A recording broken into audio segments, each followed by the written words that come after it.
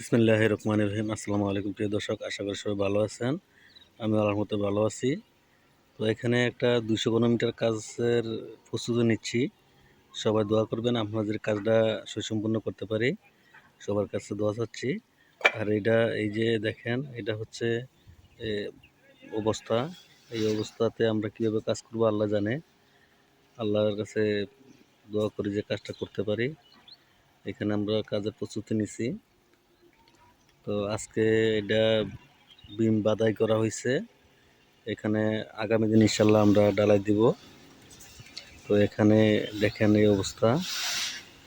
আর এই রাবিশগুলো দিচ্ছি আমরা, যাতে একটু ফ্লোরটা নিচে যে একটু শক্ত হয়, এই জন্য দিচ্ছি এটা। বালু আর পানি তো উঠতে আছে।